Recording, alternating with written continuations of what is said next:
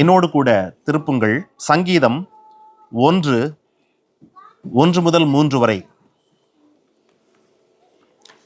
துன்மார்க்கருடைய ஆலோசனையில் நடவாமலும் பாவிகளுடைய வழியில் நில்லாமலும் பரியாசக்காரர் உட்காரும் இடத்தில் உட்காராமலும் கர்த்தருடைய வேதத்தில் பிரியமாயிருந்து இரவும் பகலும் அவருடைய வேதத்தில் தியானமாயிருக்கிற மனுஷன் பாக்கியவான்.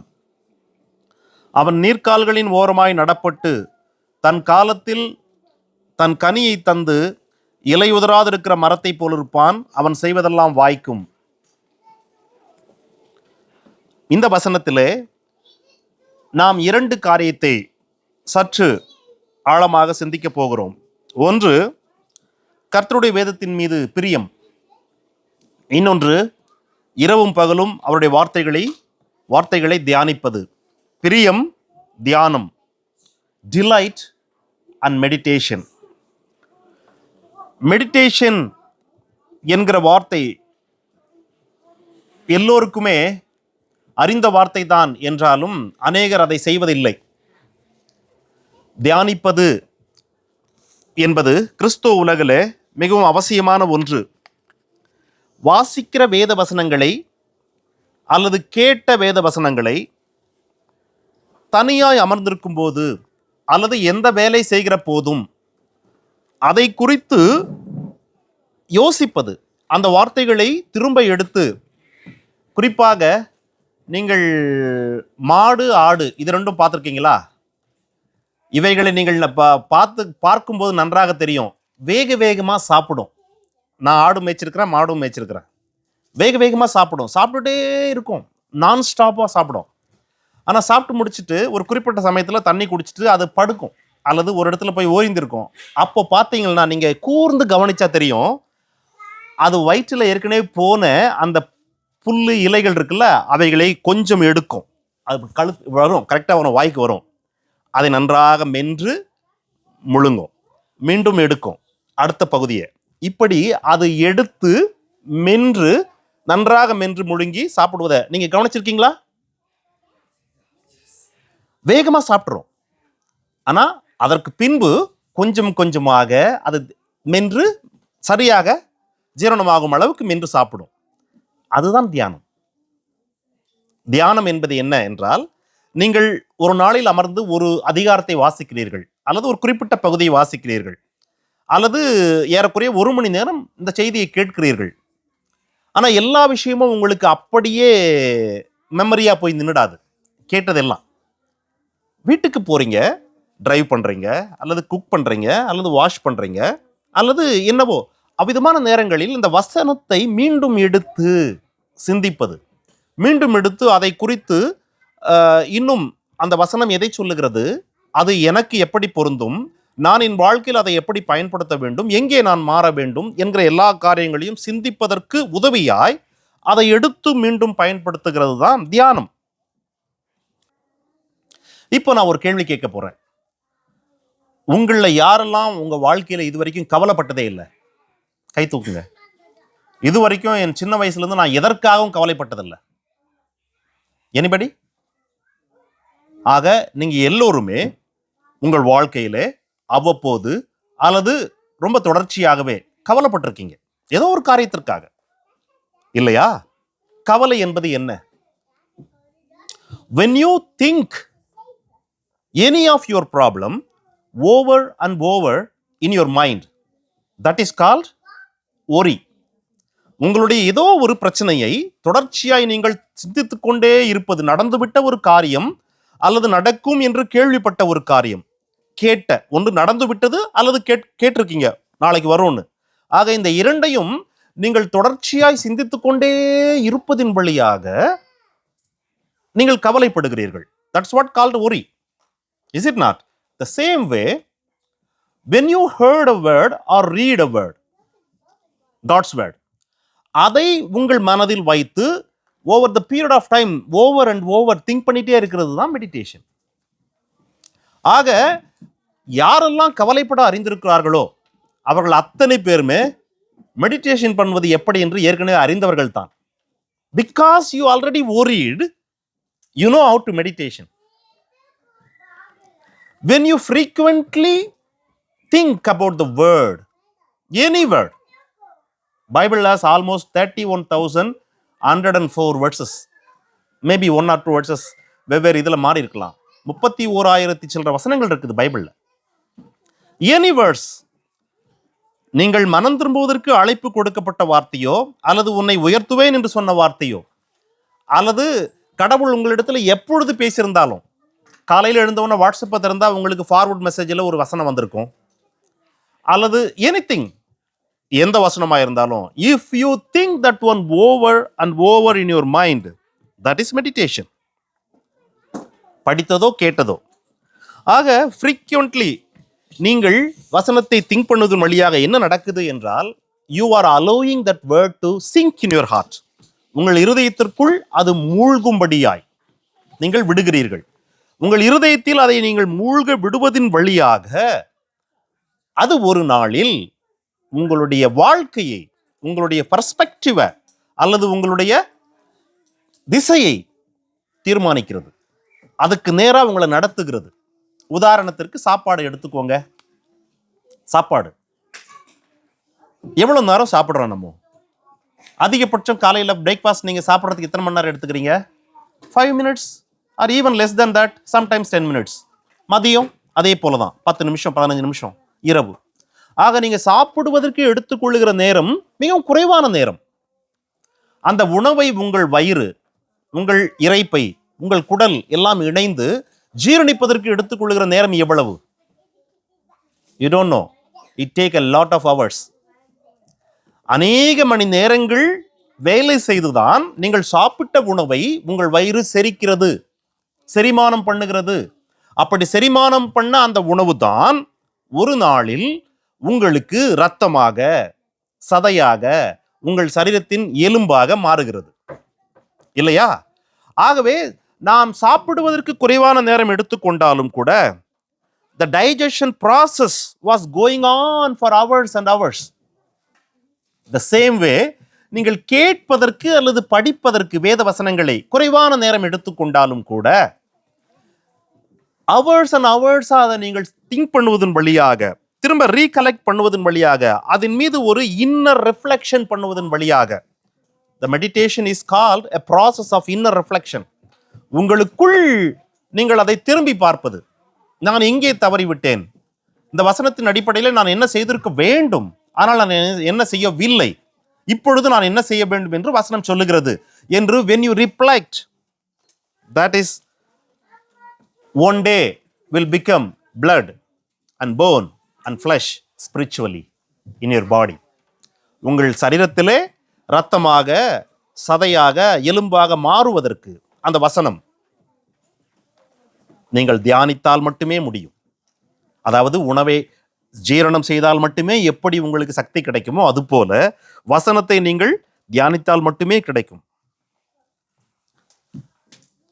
சாப்பிடாத மக்களை நீங்க பார்த்திருக்கீங்களா? சாப்பிடாத அனுபவம் எல்லாருக்குமே இருக்கும், எனக்கு இருக்குது.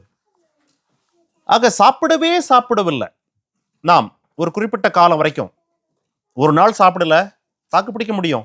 2 நாள் சாப்பிடல, முடியும் ஸ்டில். அதுக்கப்புறம் உங்களுக்கு கஷ்டம் ஸ்டார்ட் ஆக ஆரம்பிச்சிடும், இல்லையா? நீங்க சாப்பிடாம இருந்தா என்ன நடக்குதுங்க? Over the period of time உங்க வயிற்றுக்குள்ள காற்று நிரம்பி விடுகிறது, கேஸ். அதனாலதான் நம்ம சாப்பிட்டு முடிச்ச உடனே ஒரு ஏப்பம் விடுறோம். உள்ளே அடைந்திருந்த காற்று உணவு போய் அந்த இடத்தை ஆக்கிபை பண்ண உடனே வெளியேறுகிறது, இல்லையா? ஆக நீங்க சாப்பிடாம இருந்தா உள்ள என்ன ஆயிடுது? காற்று வந்துடுது. அதே போல சாப்பிடாத இருக்கிறவங்களுக்கு over the period of time நேரத்துக்கு சாப்பிடல, என்ன நடக்கும்? நம்மளுடைய அந்த இரைப்பையில ஒரு விதமான ஆசிட் இருக்குது. அந்த ஆசிட் ஒரு குறிப்பிட்ட காலத்திற்கு ஒரு முறை உணவை எதிர்பார்க்கும். அது உணவை எதிர்பார்ப்பது தான் நமக்கு பசி உணர்வு. அந்த பசி உணர்வு வந்தவுடன் சாப்பிடவில்லை என்றால் அந்த ஆசிட் என்ன பண்ணுது? நம்ம அந்த இரைப்பைக்கு சுற்றி இருக்கிற ஒரு மெல்லிய சவ்வு, ஒரு படலம், அதை பதம் பார்க்க ஆரம்பிக்கிறது. அது பதம் பார்த்து தான் over the period of time ulcer, வயிற்றுக்குள்ள புண், வயிற்று புண் என்று வருகிறது. ஆகவே நீங்கள் சாப்பிடவில்லை என்றால் உங்கள் வயிற்றிலே ஒரு குறிப்பிட்ட காலத்திற்குள் புண் உருவாகிறது. அல்லது சாப்பிடவில்லை என்றால் உள்ளே காற்று இருக்குது இல்லையா? இவைகள்லாம் நம்ம வந்து சிக்காக்குது. ஆக நன்றாக சாப்பிடுவது, தேவைக்கு சாப்பிடுவது, ஆரோக்கியமாய் சாப்பிடுவது, வேளா வேளைக்கு சாப்பிடுவது என்கிற எல்லாமே உங்கள் சரீரத்திற்கு நல்லது. Is it not? The same way வேதத்தை படிப்பது, வேத வசனங்களை கேட்பது என்பது வேளா வேளைக்கு தினசரி எப்பொழுதெல்லாம் வாய்ப்பு கிடைக்கிறதோ அப்பொழுதெல்லாம் செய்வது உங்களை ஸ்பிரிச்சுவலி ஆரோக்கியமாக வைக்கும். சாப்பிட்டு விட்டீர்கள், உணவு ஜீரணமாகல, உங்களுக்கு சாப்பிட்டீங்க ஜீரணமாகல, what will happen? Then that also called a sickness. அதுவும் ஒரு வியாதி, அதுவும் ஒரு நலக்குறைவு, ஜீரணமாகலனாலும் இல்லையா? வசனத்தை கேட்கிறோம், ஆனால் அந்த வசனம் நம்ம சரீரத்தில் ரத்தமாய் மாற நாம் விட்டு கொடுக்கவில்லை என்றால் அதுவும் சிக்னஸ் ஸ்பிரிச்சுவலி. எனவே இவை எல்லாவற்றையும் இணைக்கும் போதுதான் உங்களுக்கு ஸ்பிரிச்சுவலி மெடிடேஷன் என்றால் என்ன, why it is very essential, why it is very needed என்று தெரியும். சங்கீதம் என்கிற ஒரு புத்தகத்தை, 150 அதிகாரங்கள் உள்ள ஒரு புத்தகத்தை கடவுள் எழுத விரும்புகிறார், எழுத துவங்குகிறார். What was the first word he is writing? First chapter? கர்த்தருடைய வசனத்தில் விருப்பமாயிருக்கிற மனிதன், கர்த்தருடைய வசனத்தின் மீது வாஞ்சை இருக்கிற மனுஷன், அல்லது அவைகளின் மீது பிரியம் இருக்கிற மனிதன் பாக்கியவான். பிரியம் வந்துருச்சு, வாட் வில் டூ? ஒரு பெண்ணை வாலிப வயதிலே ஒரு பையன் பார்க்கிறான், அந்த பெண் மீது ஒரு ஈர்ப்பு வந்து விட்டது. என்ன பண்றான் அவன்? அன்று துவங்கி 2 நண்பர்களை கூப்பிட்டுக்கிறான், இல்லைன்னா 3 நண்பர்களை கூப்பிட்டுக்கிறான். சைக்கிள் எடுத்துக்கிட்டோ அல்லது நடந்தோ அல்லது பைக்லேயோ அவன் அந்த பெண் இருக்கிற தெருவுக்குள்ள போய் வருவது, கிட்ட அந்த வீட்டுக்கிட்ட போகும்போது ஒரு பெல் அடிச்சுட்டு போறது, அல்லது அங்கே நின்று டயரை செக் பண்றது, எத்தனையோ காரியங்களை பண்ணியிருப்பான். அதே மாதிரி பெண்களும் கூட தான் அவங்க விரும்புகிற பையன் வீட்டு பக்கம் நடந்து போவாங்க, கூட ஒரு தோழியை கூட்டிக்கிட்டு. ஏன்? பிரியம் வந்துருச்சுன்னா, if you have that kind of interest in anything, especially when it comes to love, நீங்க வீட்டில் போய் படுத்து தூங்க மாட்டீங்க. You will try your best to be always see their face. அவங்க உங்களை பார்க்கலையே இல்லையோ நீங்க பார்த்துடணும், அல்லது நீங்க பார்க்குறீங்களே இல்லையோ அவங்க பார்த்துடணும். இவ்விதமான எண்ணம் இருக்குல்ல, அது பிரியத்தினுடைய வெளிப்பாடு. இங்கே வேதம் சொல்லுகிறது கர்த்தருடைய வசனத்தின் மீது பிரியம் வந்துருச்சுன்னா, you will have a Bible in your hand, you will read Bible. ஆகவே வேதத்தை சுமப்பது கைகளில் மட்டுமல்ல, நம்முடைய இருதயத்தில் அதை நேசிப்பது வெரி எசென்ஷியல். நேசம் இல்லாத ஒன்று உங்க தட்டில் தினசரி போரட்ஜி, இந்த ஜஸ்ட் ஓட்ஸ் வச்சு எந்த ஒரு சுவையும் கலக்காத ஒரு போரட்ஜி, சுகர் பேஷண்ட் அப்படின்றதுனால டெய்லி அதை தான் போடுவாங்க. எத்தனை நாள் நீ விரும்பி சாப்பிடுவ? how many times you will like it? முதல் நாள் வேற வழி இல்லைன்னு சாப்பிடுவீங்க, தொடர்ச்சியா அதை அப்படியே எச்சில் ஊற சாப்பிடுவீங்களா? you will not. பிரியாணி வச்சா, ஒரு சிக்கன் பிரியாணி அல்லது ஒரு பீஃப் பிரியாணி அல்லது மட்டன் பிரியாணி, அதுவும் அது நல்ல ஸ்மெல்லா சுட இருந்தா தூங்கிட்டு இருக்கவங்க கூட எழுந்து வந்துருவாங்க. Is it not? ஏன்? பிரியம். நீங்கள் விரும்பி சாப்பிடுகிற உணவு இருக்குல்ல, அதை வேகமா ஜீரணம் பண்ணும் உங்க வயிறு. நீங்கள் விரும்பி சாப்பிட்டால், எவ்வளவு வாஞ்சையோடு சாப்பிட்றீங்களோ அந்த வாஞ்சையில ஒரு எச்சில் கலக்குது, உங்கள் நாவுகளில் சுரக்கிற ஒரு உமிழ்நீர் சுரந்து அந்த உணவோடு சேர்ந்து அது கலந்து உள்ள போன உடனே உள்ள வெயிட் பண்ணிட்டு இருக்க ஆளுக்கு அது ஒரு அல்வா சாப்பிட்டது போல வேகமா அது கரைச்சி அனுப்பிடும். ஏனென்றால் உங்களுடைய வாஞ்சி, ஆசை, விருப்பம் அது மேல. ஆக கர்த்தருடைய வசனத்தின் மீது உங்களுக்கு விருப்பம் இல்லை, பிரியம் இல்லை, you are not delight in the word of God, then you will not meditate it. நீங்க அதை மெடிடேட் பண்ணவே மாட்டீங்க, உங்க வாழ்க்கையில பண்ணவே மாட்டீங்க. So meditating God's word. ஆக அந்த மெடிடேட்டிங் காட்ஸ் வேர்டுக்கு த இம்பார்ட்டன்ட் திங் வாஸ் பிரியம், வாஞ்சை அதன் மீது. ஆகவே நம்மளுடைய இருதயம் ஆக்கியூபைடா இருக்கணும். எதில் ஆக்கியூபைடா இருக்கணும் என்றால் த காட்ஸ் வேர்ட், கடவுளுடைய வார்த்தைகள். கடவுள் தாவீதை குறித்து ஒரு இடத்துல சொல்லியிருக்காருங்க. 1 ராஜாக்கள் 14ஆம் அதிகாரம் 8ஆம் வசனம், அதனுடைய மையப்பகுதி, என் பார்வைக்கு செம்மையானதையே செய்ய தன் முழு இருதயத்தோடு என்னை பின்பற்றின என் தாசனாகிய தாவீதை போல நீ இல்லை. தாவீதை குறித்து கடவுள் சொல்கிற வார்த்தை என்னன்னா, கடவுளுடைய பார்வைக்கு செம்மையானவைகளை மட்டுமே செய்வதற்காக தான் இருதயம் முழுவதையும் கடவுளை நோக்கி திருப்பி கடவுளை பின்பற்றின என் தாசனாகிய தாவீது என்று சொல்லுகிறார். கடவுளுடைய சித்தத்தை மட்டுமே, அவருக்கு விருப்பமானதை மட்டுமே செய்வதற்கு தன் முழு இருதயத்தை கடவுளை நோக்கி திருப்பினான் எனும்போது கடவுளுடைய சித்தம் என்ன என்பது அவருக்கு எப்படி தெரியும்? எப்படி தெரியும்? அந்த நாட்களிலே இன்றைக்கு இருப்பது போல சபைகள் இல்லை. வேதவசனத்தை எடுத்துக்கொண்டு வியாக்கியானம் பண்ணுவது இல்லை. ஒரு கூடாரம் இருந்துச்சு, வாசஸ்தலம், அங்கே ஆசிரியர்கள் இருந்தார்கள், அவ்வளவுதான். ஆக எந்த பிரசங்கமும் நடக்கல. அவ்விதமான நாட்களிலே கடவுளுடைய பார்வைக்கு செம்மையானவைகள் இவனுக்கு செய்திருக்கிறான். எப்படி அவனால் செய்ய முடிஞ்சது? இது முதல் விஷயம். அடுத்த அதிகாரத்தினுடைய 5ஆம் வசனத்திற்கு வாருங்க. மன்னிக்கவும், 6ஆம் வசனத்திற்கு, சரி 5 தான். 1 ராஜாக்கள் 15:5, தாவீது ஏத்தியனாகிய உரியாவின் சங்கதி தவிர கர்த்தர் தனக்கு கட்டளையிட்டதிலே தான் உயிரோடு இருந்த நாளெல்லாம் ஒன்றையும் விட்டு விலகாமல் அவர் பார்வைக்கு செம்மையானதை செய்து வந்தான். தாவீது அகேன், அவன் ஒரே ஒரு பாவம் செய்தான் கடவுளுக்கு விரோதமாக. அதை தவிர்த்து அவன் உயிரோடு இருந்த நாளெல்லாம் கடவுளுக்கு பிரியமானதை மட்டுமே செய்து வந்தான். கடவுளுக்கு பிரியமானதெல்லாம் எப்படி தாவீதுக்கு தெரியும் என்றால், அவருடைய வார்த்தைகளில் எழுதி வைத்திருக்கிறார். அவருடைய வார்த்தைகளில், நியாயப்பிரமாணம் என்ற அன்றைக்கு இருந்த அவருடைய வார்த்தைகளில். ஆக அவருக்கு பிரியமானவைகளை மட்டுமே ஒருவன் செய்ய வேண்டும் என்றால் பிரியமானது என்ன என்று அறிந்திருக்க வேண்டும். இவன் அறிந்திருந்தான், ஆகவே அதை செய்தான். இவன் எப்படி அறிந்து கொண்டானா தாவீது? சங்கீதம் 119, 148,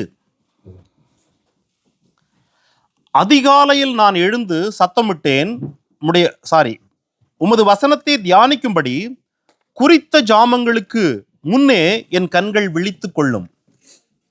இந்த சங்கீதத்தை யார் எழுதினது என்று நமக்கு தெரியாது. ஆனாலும் இதுதான் தாவீதினுடைய அனுபவம். என்னது? கடவுளுடைய வார்த்தையை சிந்திக்க வேண்டும், தியானிக்க வேண்டும், அல்லது அவைகளை மெடிடேட் பண்ண வேண்டும் என்பதற்காக என்று அவன் நினைத்து படுப்பானாம். காலையில் எத்தனை மணிக்கு எழுந்துடணும்? எழுந்து I wanted to meditate God's word. Maybe அவன் கடைசியாக கேட்ட வசனத்தை அல்லது ஏதோ ஒன்றை என்று அவன் படுக்கிறானா. ஆனால் அவனுடைய அனுபவம் என்னவா இருக்குதுன்னா, அவன் குறித்த ஜாமத்திற்கு முன்னதாகவே அவன் கண்கள் விழித்துக் கொள்ளுமா. Before the time he was already think, அவனுடைய கண்கள் விழித்துக் கொள்ளும். விழித்துக் கொண்டவுடன் அவன் என்ன பண்றான்? he started to meditate the word which he heard. அவன் கேட்ட அந்த வசனத்தை அவன் திங்க் பண்றான், அகைன் திங்க் பண்றான். திங்க் பண்ணி, எங்கே நான் மாற வேண்டும், எதை நான் செய்ய வேண்டும், எது கடவுளுக்கு பிரியமானது, எது கடவுளுடைய பாதை என்பதை நன்றாக அவன் திங்க் பண்ணி he will come to the place where he is doing God's will. that is why கடவுள் அங்க சொல்றாரு, அவன் உயிரோடு இருந்த நாளெல்லாம் எனக்கு பிரியமானதை மட்டுமே செய்தான் என்று. இன்றைக்கு வாசித்தோமே சங்கீதம் 63 அதனுடைய 6ஆம் வசனம் பாருங்க. என் படுக்கையின் மேல் நான் உம்மை நினைக்கும் போது இரவுகளில் உம்மை தியானிக்கிறேன், ராச்சாமங்களில் உம்மை தியானிக்கிறேன். படுக்கையில் போய் படுத்துக்கிறான். இதை எழுதுன நேரங்களெல்லாம் அவன் படுக்கையில இல்லைங்க, மெத்தை இருக்கிற வீடு என்கிற இடங்கள்ல இல்லை. இந்த சங்கீதம் எங்க எழுதப்பட்டுச்சு படிச்சு பாருங்க. யூதாவின் வனாந்திரம், ஒரு வனாந்திரத்தில் அவன் பாடின பாட்டு. அதில் அவன் சொல்றான், நான் படுத்து கொள்ளும் போது இரவு நேரங்களில் உம்மை தியானிக்கிறேன், கடவுளை மெடிடேட் பண்றேன். கடவுளை மெடிடேட் பண்ணுவதா அப்படின்னா, கடவுள் சொன்ன வார்த்தைகளை சிந்திப்பதன் வழியாக we are actually meditating God. கடவுளை, அவருடைய குணங்களை, அவருடைய வழிமுறைகளை. இதுதான் சங்கீதக்காரனுடைய, தாவீதினுடைய வழிமுறை. அவன் இப்படி படுக்கும் போதெல்லாம் இரவு நேரங்களில் கடவுளுடைய வார்த்தையே அல்லது கடவுளுடைய தன்மைகளையே அவன் தொடர்ச்சியாய் சிந்தித்து கொண்டே இருப்பதற்கு காரணம் என்ன? அவன் சொல்றான், காரணம் என்ன அப்படின்னா, சங்கீதம் 119க்கு வாங்க திரும்ப.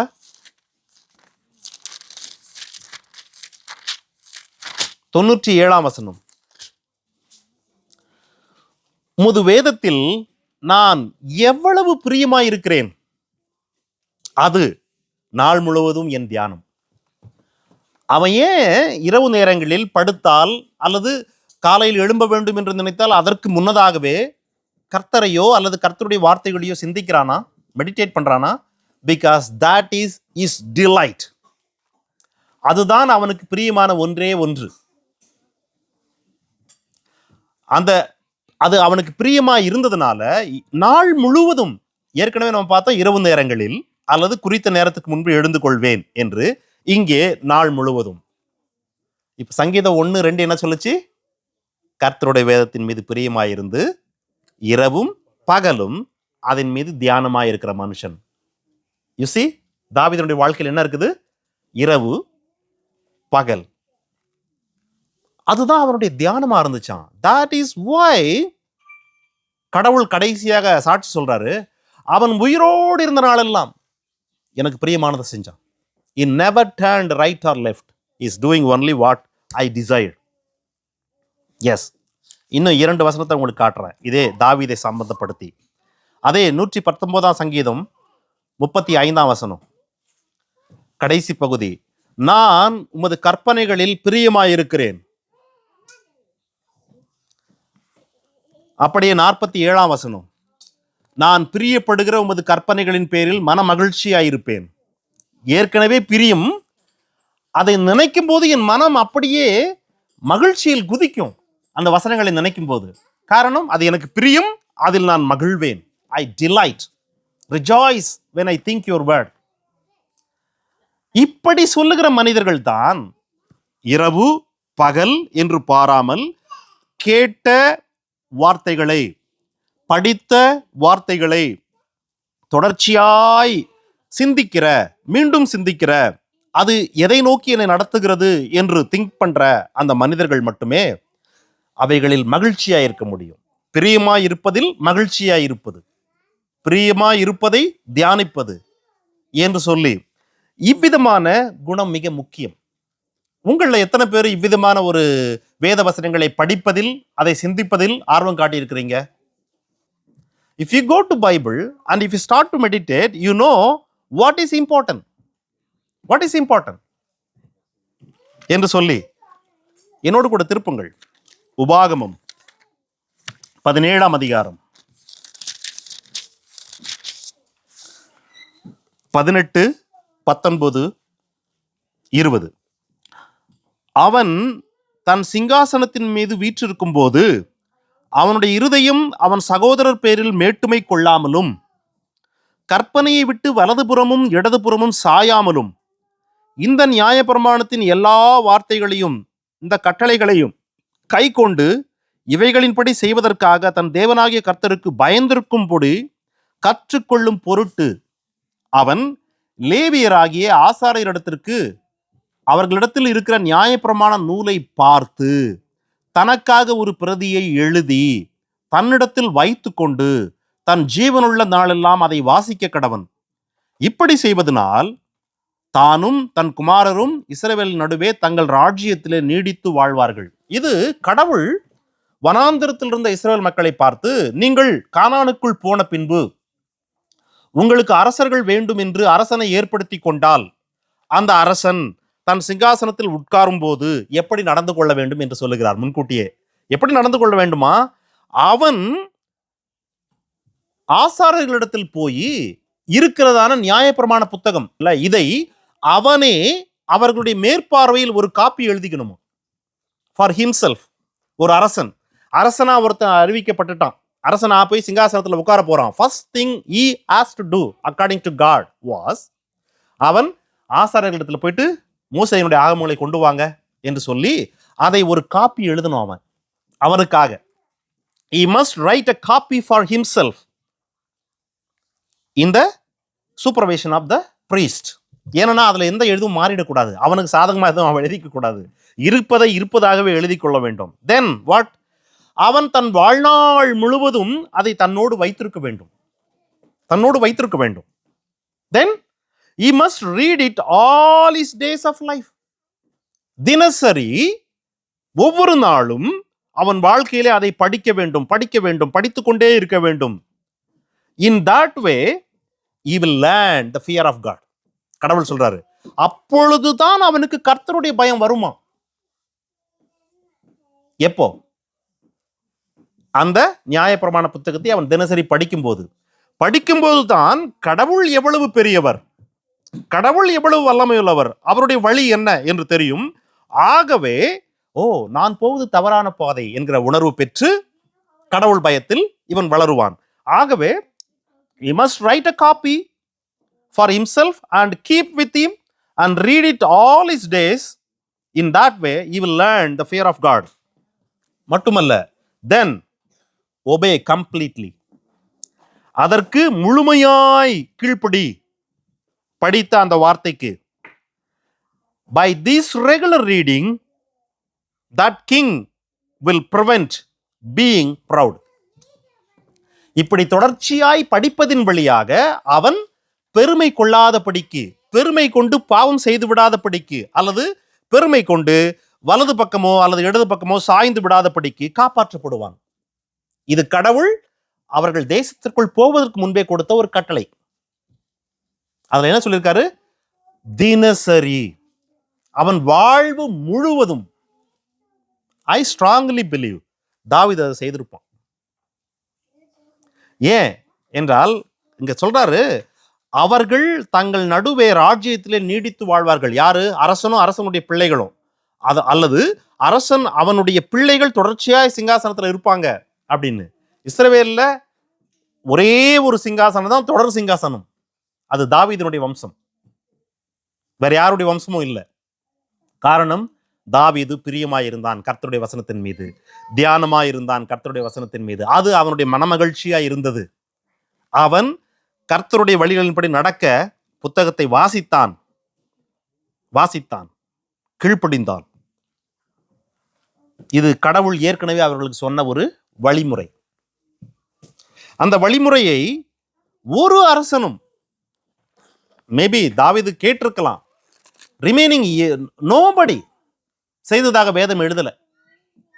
யாருமே செய்திருந்தால் யாருமே பாவம் பண்ணிருக்க மாட்டாங்க. அவிதமாய் தேசம் அவிதமாய் அடிமைத்தனத்திற்குள், சிறைக்குள் போயிருக்காது. திருப்புங்கள் என்னோடு கூட யோசுவா 1:8. இந்த நியாயப்பிரமாண புஸ்தகம் உன் வாயை விட்டு பிரியாதிருப்பதாக, இதில் எழுதி இருக்கிறவைகளின் படியெல்லாம் செய்ய நீ கவனமாயிருக்கும்படி இரவும் பகலும் அதை தியானித்து கொண்டிருப்பாயாக. அப்பொழுது நீ உன் வழியை வாய்க்க பண்ணுவாய், அப்பொழுது புத்திமானாயும் நடந்து கொள்வாய். கடவுள் யோசுவாவுக்கு சொன்ன வார்த்தை இது. மோசே இறந்து விட்டார். இஸ்ரவேல் மக்கள்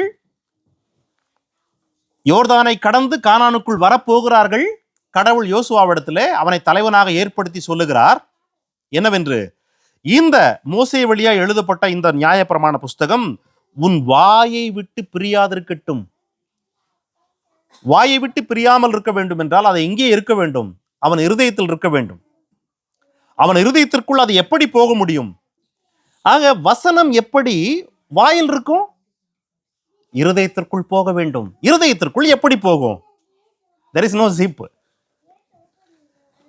படிக்க வேண்டும், கேட்க வேண்டும், அதை தியானிக்க வேண்டும். இதுதான் அவரு இவருக்கு யோசுவாவுக்கு சொல்றாரு, நீ அதை இரவும் பகலும் தியானித்து கொண்டிரு.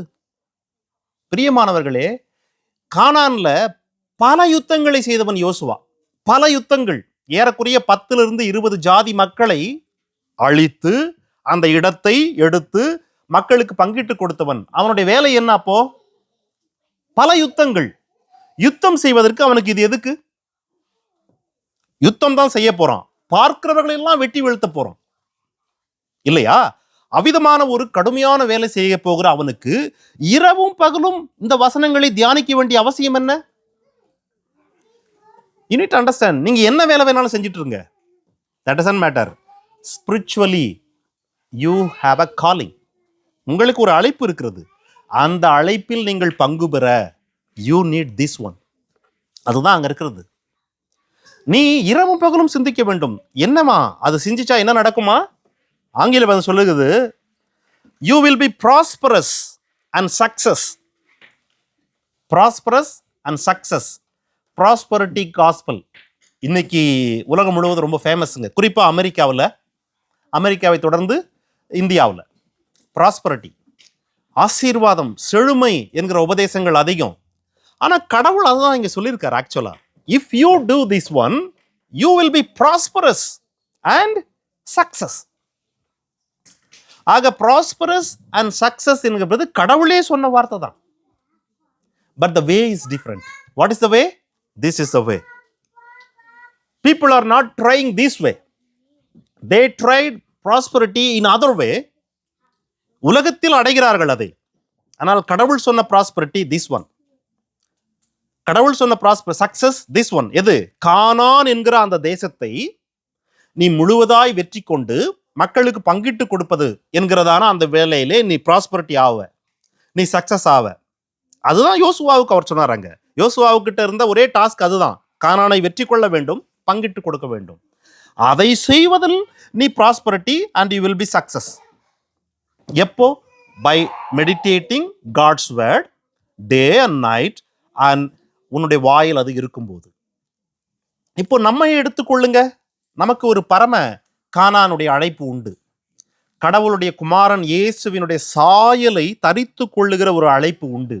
இயேசுவை போல இந்த உலகத்திலேயே மாறுவதற்கான அழைப்பு உண்டு. அதற்கு அவசியம் என்று கருதப்பட்ட எல்லாம் இந்த புத்தகத்தில் எழுதப்பட்டிருக்கிறது. இப்போ கடவுள் நம்மை பார்த்து சொல்லுகிறார், you want to be prosperous and success, do this way, meditate it day and night. Meditate it day and night so that you will be prosperous and you will be success. இந்த உலகம் முழுவதும் இருக்கிற எல்லா மக்களும் தேடிக்கொண்டிருக்கிற காரியம் இந்த உலகத்தில் prosperity and success. கிறிஸ்தவர்கள், இஸ்லாமியர்கள் அல்லது என்ன மதத்தை சேர்ந்தவர்களாக இருந்தாலும் they need success and prosperity whatever field they are. Is it not? I tell you, my dear brothers, please try this way. Try this way. Meditate God's word day and night. Meditate. When you heard the word, last week நம்ம ஒரு மெசேஜை யூடியூப்ல upload பண்ணோம். அந்த message upload பண்ண அடுத்த நாள் நினைக்கிறேன், நம்ம சர்ச்சில் இருக்க ஒரு சிஸ்டர் எனக்கு மெசேஜ் அனுப்புனாங்க. பிரதர், அந்த மெசேஜை நான் 2 முறை கேட்டேன். It was very nice message and it talk to me. என்னோட அது பேசுச்சு என்று. முதல் முறை கேட்டாங்க, மீண்டும் 2வது முறை கேட்க வேண்டிய அவசியம் என்ன? தட் இஸ் த வே. அங்குதான் நம்ம முதல் முறை பேசின உடனே நமக்குள்ள போயிட்டு கடவுள் ஒரு மணி அடிச்சிட்டாரு நம்மளுடைய இருதயத்தில், சிந்தையில். உடனடியாக அது அவர்களை தூங்க விடலை. அடுத்தடுத்த வேலைகள் செய்து கொண்டே இருந்தாலும் மீண்டும் அந்த வார்த்தை இப்படியா சொல்லுது, I want to hear one more time என்கிற ஒரு ஆர்வம். அதுதான் நம்மை சக்சஸ் அண்ட் ப்ராஸ்பரிட்டிக்குள்ள நடத்தும். Spiritually we are. இந்த சபையில் எப்பொழுதுமே இந்த உலக ரீதியான சக்சஸ் ப்ராஸ்பரிட்டி பேசினதே கிடையாது. Wherever, whenever we speak here, prosperity or success, that is spiritual one. ஆகவே பிரியமானவர்களே, try this way, then this is a God's way to make you prosperity and success in every way. இன்னொரு உதாரணத்தை உங்களுக்கு காட்ட விரும்புகிறேன். திருப்புங்கள் Ezra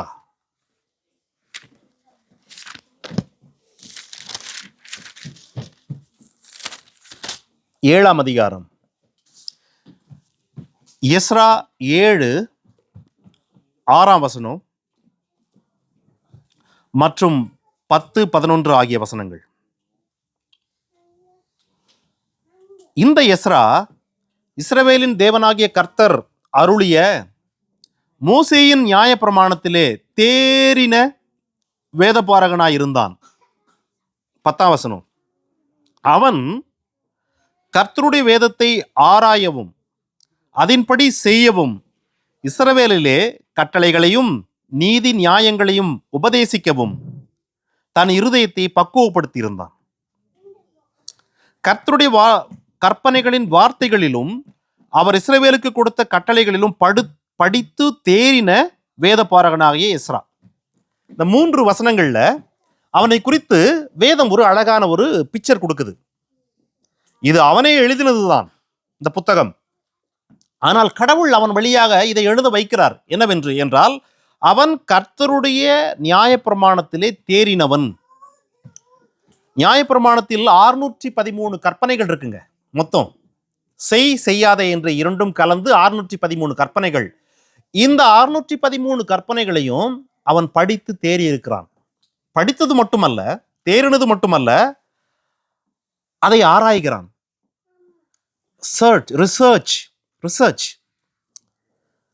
research பண்றது மட்டுமல்ல, okay செய்து முடிச்சாச்சு, I want to do it by myself, நானே அதை செய்ய வேண்டும், அதன்படி செய்ய.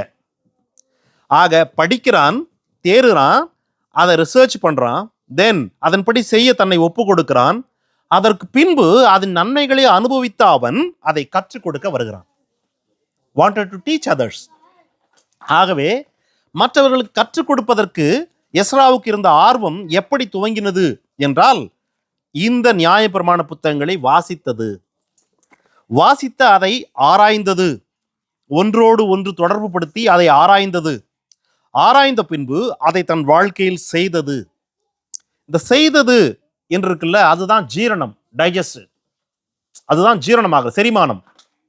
ஆக நீ படிப்பது அல்லது அதை ஆராய்வது எல்லாம் கடையில் போய் நல்ல காய்கறிகளை அல்லது இறைச்சியை வாங்கி கொண்டு வருவதும் அதை சமைப்பதும் தான் படிப்பது. அதை ஆராய்வது எல்லாம் சாப்பிட்டு முடித்தாகிவிட்டது, அது அதன்படி செய்வது தான் நமக்குள் நடக்கிற ஜீரணம். ஆக இது 3ம் தொடர்ச்சியாய் சரியாய் நடந்தால் உங்களுடைய ஆரோக்கியத்திற்கு ஒரு நாளும் குறைவு இருக்காது. அதே போல இதை தொடர்ச்சியாய் செய்தால் ஸ்பிரிச்சுவலி நம்மளுடைய ஆரோக்கியத்திற்கு குறைவு இருக்காது. வேதத்தை வாசிப்பது, அதன்படி செய்வது. இதற்கு இவன் தன்னை அதற்காக தன் இருதயத்தை பக்குவப்படுத்தியிருந்தான். என்ன அர்த்தம்னா, தன் இருதயத்தை அதை நோக்கி நகர்த்தி இருந்தான், தன் இருதயத்தை அதை நேசிக்கும்படியாய் வைத்திருந்தான், தன் இருதயத்தை அதன் மீது மனமகிழ்ச்சியாய் இருக்கும்படி வைத்திருந்தான் என்று அர்த்தம். பக்குவப்படுத்தியிருந்தான் என்று பார்த்தீர்கள் என்றார். ஆகவே பிரியமானவர்களே, take this all words as a serious warning. What is a serious warning? இன்னைக்கு பிரதர் சொன்னாரு, என்ன சொன்னாரு? ஒரு இந்தியாவில் இருக்கிற ஒரு இராணுவத்திலிருந்து அந்த இந்து முறைப்படி எதுவும் செய்ய முடியாது என்று சொன்ன ஒரு மனிதனை பணி நீக்கம் செய்திருக்கிறார்கள். கோர்ட்டுக்கு போனால் கோர்ட் அதை தான் சொல்லுதான். நான் இதை செய்ய மாட்டேன் என்று சொல்வதற்கு அவருக்கு எப்படி முடிந்தது? வேதவசனம் அவருக்கு தெரிஞ்சிருக்குது. படித்த அந்த வேதவசனத்தை, கேட்ட வசனத்தை அவர் நேசிக்கிறார், விசுவாசிக்கிறார். அது அவருக்கு மகிழ்ச்சியா இருக்கிறது. ஆகவே தான் தன் வேலை பறி போனாலும் கூட நிற்க முடிகிறது. அதற்கு அவருக்கு வசனம் தெரிந்திருப்பதனால்தான். அந்த மாதிரி ஒரு ஸ்டாண்ட் எடுக்கிறதுக்கு நார்மல் பெயர் கிறிஸ்தவர்களால முடியாது. பெயர் கிறிஸ்தவராக இருந்தால் முடிஞ்சிருக்காது. Is delight in God's word. கடவுளுடைய வார்த்தையில் அவருக்கு ஒரு மகிழ்ச்சி இருக்கிறது, ஒரு பிரியம் இருக்கிறது. Because of that is taking a stand. அப்போ நீங்க உங்க வாழ்க்கையில உங்கள் இருதயம் பக்குவமாக இருக்கணும், பிரியமா இருக்கணும், டிலைட்டா இருக்கணும். அண்ட் உங்களுக்கு அது தெரிஞ்சிருக்கணும். தெரிவதற்கு நீங்கள் படிச்சிருக்கணும், படிப்பதற்கு நீங்கள் ஒரு காப்பி வச்சிருக்கணும். கடவுள் அப்படிதான் சொன்னார் இஸ்ரவேல் மக்களுக்கு. அவன் எழுதி வச்சுக்கணும், தினசரி படிக்கணும். யோசுவாவுக்கு சொன்னார், இந்த இரவும் பகலும் படிக்கணும். லூக்கா 24:27 மோசே முதலிய சகல தீர்க்கதரிசிகளும் எழுதின வேத வாக்கியங்கள் எல்லாவற்றிலும் தம்மை குறித்து சொல்லியவைகளை அவர்களுக்கு விவரித்து காண்பித்தார். இயேசுவை குறித்து சொல்லுதுங்க. இங்க இயேசு தம்முடைய சீஷர்களிடத்துல, குறிப்பாக அந்த எம்மாவூருக்கு போன அந்த 2 பேர்கிட்ட, மோசே முதலிய தீர்க்கதரிசிகள், அதாவது இந்த 5 ஆகமங்கள், அதை தாண்டி இருக்கிறதான ஏசையா, எரேமியா, சங்கீதம் என்கிறதான எல்லா புத்தகங்கள்லையும் எங்கெல்லாம் இயேசுவை குறித்து, இயேசு என்கிற பெயர் போடாம வெவ்வேறு இடங்கள்ல அந்த பெயர் சொல்லாம எழுதப்பட்டிருக்கிறதோ அவை எல்லாவற்றையும் அந்த மக்களுக்கு அவர் விவரிச்சு காட்டினாராம். இயேசு எப்படி அவருக்கு தெரியும் இதெல்லாம்? இயேசுவுக்கு பழைய ஏற்பாடு முழுவதுமே அவரை குறித்து தீர்க்க தரிசனமாக எழுதப்பட்டிருக்கிற எல்லா வசனங்களும் அவருக்கு எப்படி தெரியும்? அவர் கடவுளுடைய குமாரன், திருத்துவத்தில் இரண்டாவது நபர் என்பதனாலே அவருக்கு தன்னில் தானே தெரியுமா? இல்லை, அவருக்கு தன்னில் தானே தெரியாது. Because he lived as a man, மனிதனாக வாழ்ந்தார். he was living with the limited resource which we have. நமக்கு என்ன இருக்குதோ அதுதான் அவருக்கும் இந்த உலகத்துல. ஆனால் பழைய ஏற்பாடு முழுவதும் இயேசுவை குறித்து, அதாவது மேசியாவை குறித்து எழுதியிருந்த எல்லாவற்றையும் அவர்களுக்கு சொல்ல முடியும் இவரால் என்றால் எப்படி முடிந்தது? கர்த்தருடைய வசனம் அவருக்கு டிலைட். கர்த்தருடைய வசனத்தின் மீது அவருக்கு பிரியம், வாஞ்சை. அந்த கர்த்தருடைய வசனத்தை அவர் படித்தார், பக்குவமானார், அதன்படி கற்றுக் கொடுக்க தன்னை ஆயத்தப்படுத்தினார். எஸ்ரா எப்படி இருந்தாரு? இயேசுக்கு இது எப்படி தெரியும் என்றால், you need to understand one thing, without reading or without hearing, after meditating, it won't happen for even Jesus. இயேசுவுக்கும் அது நடந்திருக்காது. அவர் படித்து அல்லது கேட்டவைகளையும் படித்தவைகளையும் அவர் மெடிடேட் பண்ணி, இது ரெண்டையும் பண்ணாம அவருக்கு நடக்காது. உங்கள் வாழ்க்கையில நீங்கள் தீர்மானம் எடுக்க வேண்டிய நேரத்திற்கு எப்பெல்லாம் வரீங்களோ அப்ப எல்லா நேரங்களிலும், do you have any doubt? do you know வலது பக்கமா இடது பக்கமா என்கிற கேள்வி, இதுவா அதுவா என்கிற கேள்வி, go to Bible. manufacturer instruction manual. நம்மை உண்டாக்கினவரே இந்த ஒரு பிரச்சனை வந்துட்டா எப்படி ஹேண்டில் பண்ணும் என்று அந்த புத்தகத்தில் எழுதியிருப்பது போல நாம் சந்திக்கிற எல்லா சூழலுக்கும் எழுதி வைத்த காரியங்கள் உள்ளே இருக்கிறது. Go and open the instruction manual, manufactured manual. You will find. அதற்கு we need to study this one. Very important. நீங்கள் அப்போஸ்தலர் 4ஆம் அதிகாரத்தில் போய் படிச்சு பாருங்க. பேதுரு யோவான் 2 பேரும் பேசுற தைரியத்தை பார்க்கிறாங்க. பரிசேயர்கள் அந்த சங்கத்தில் இருக்கிறவங்க எல்லாம். 13ஆம் வசனம், அப்போஸ்தலர் 4:13. பேதுருவும் யோவானும் பேசுகிற தைரியத்தை அவர்கள் பார்த்து, அவர்கள் படிப்பறிவு இல்லாதவர்கள், அதாவது நியாயப்பிரமாணத்தை கல்லாதவர்கள் என்றும், ஆனால் இயேசுவோடு இருந்தவர்கள் என்றும் அறிந்து கொள்கிறாங்க. காரணம், இயேசு தன்னை கர்த்தருடைய வேத நியாயப்பிரமாண புத்தகங்கள் படித்து அறிந்து அவைகளின்படி செய்ய தன்னை ஒப்பு கொடுத்தவர். ஆகவே அவரோடு இருந்தவர்கள் 3 ஆண்டுகளாக அவர் சொல்ல சொல்ல சொல்ல கேட்டதுனாலே அவர்களால் சொல்ல முடிகிறது. ஆகவே அவர்கள் இயேசுவோடு இருந்தார்கள். ஆகவே இயேசு கற்றுக் கொடுத்திருக்கிறார். இயேசுவோடு இருந்தவர்களுக்கு இயேசு கற்றுக் கொடுத்திருக்கிறார், அறிந்திருக்கிறார்கள். நமக்கு மட்டும் தான் தெரியும் நினைச்சிட்டு இருந்தோம் பரிசேயர்கள். ஆனா இவர்களுக்கும் தெரியுது, இவங்க சாதாரண மீன் பிடிக்கிறவங்க தான். But the reason was Jesus. அது போலதான் நாம இருக்கணும். நம்மோடு, உங்களோடு ஒருவர் தொடர்பில் இருக்காங்களா அந்த உலகத்துல, வெவ்வேறு சபையை சேர்ந்தவங்க இருந்தாலும் இயேசுவோடு இருந்தவங்க என்று அவர்களை பார்த்தது போல இவரோடு இருந்தவங்க என்று அடையாளம் பார்க்க தெரியணும் மக்களுக்கு. காரணம், நீங்கள் அப்படி படிச்சிருக்கணும், அது உங்களுடைய டிலைட்டா இருக்கணும், பிரியமா இருக்கணும். Please put yourself in that position. 2 தீமோத்தேயு 4ஆம் அதிகாரம் 13ஆம் வசனத்தை திருப்புங்க. துரோவா பட்டணத்தில் இருக்கிற கார்ப்பு என்பவன் வசத்தில் நான் வைத்து வந்த மேலங்கியையும் புஸ்தகங்களையும் விசேஷமாக தோல் சுருளையும் நீ வருகிற போது எடுத்துக்கொண்டு வா என்று சொல்லி பவுல் தீமோத்தேயுக்கு எழுதுகிறாரு. நீங்க இந்த அதிகாரத்தை நீங்க பார்த்தீங்களா, உங்களுக்கு தெரியும், நான் இன்னும் சில நாட்களில் மரிக்க போகிறேன், கடவுள் எனக்கு அதை சொல்லிவிட்டார் என்பது போல எழுதுகிறார் பவுல். நான் இன்னும் சில நாள்ல மரிக்க போறேன். கூடுதலா இப்போ சிறையில் இருக்கிறார். இந்த வசனத்தை எழுதுகிற போது சிறையில் இருக்கிறார். தீமோத்தேயுவை தன்னை வந்து பார்க்க சொல்லுகிறார். என்ன எடுத்துட்டு வர சொல்றாரு கேளுங்க, பாருங்க.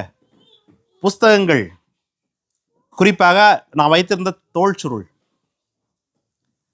அவர்கிட்ட ஒருவேளை ஏதாவது நியாயப்பிரமாண புத்தகம் இருந்திருக்கலாம், தீர்க்க தரிசன புத்தகங்கள் இருந்திருக்கலாம். அவைகளை, தோல் சுருளை, அந்த வயதிலும் சிறைச்சாலையில் இருக்கும் போதும், கடவுள் இன்னும் சில நாட்களில் இந்த உலகத்தை விட்டு நீ கடந்து போக போகிறாய் என்று அறிவித்த பின்பும் கூட அந்த புத்தகங்கள், தோல் சுருளை வாசிக்க வேண்டும் என்கிற ஒரு பிரியம், வாஞ்சை. You see that? இது நீங்க இந்த நான் சொன்ன எல்லா கேரக்டர்லையும் அந்த பிரியம் வாஞ்சை என்கிற வேர்டு இருக்கும். பிரியமும் வாஞ்சையும் அவர்களை அடுத்த நிலைக்கு அதை தியானத்திற்குள் கொண்டு போகுது, மெடிடேஷனுக்குள்ள கொண்டு போகுது.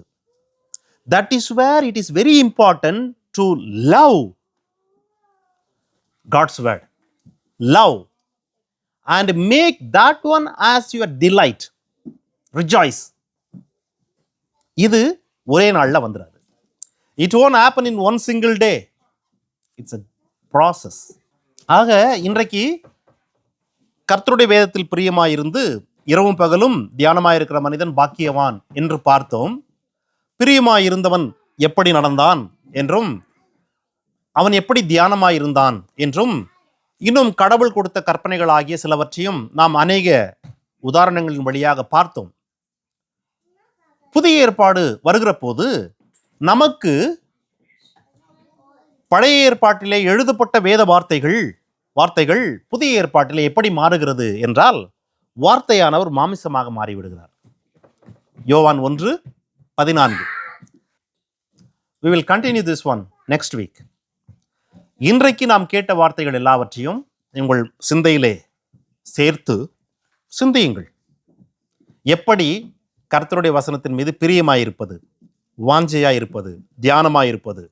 தியானம் என்றால் எப்படி நாம் உணவு சாப்பிடுகிறோமோ அது எப்படி இரத்தமாய் மாறுகிறதோ அதுபோல கேட்ட வார்த்தைகள் உங்கள் செயல்களாய் வெளியே வர வேண்டும். கடவுள் எதிர்பார்க்கிற மாற்றங்கள் உங்கள் வாழ்வில் செயல்களாய் வெளியே வர வேண்டும் என்பதுக்கு நேராய் உங்களை நடத்தும்படி ஒப்புக்கொடுங்கள். கடவுள் உங்களை ஆசீர்வதிப்பார். கண்களை மூடி ஜெபிப்போம்.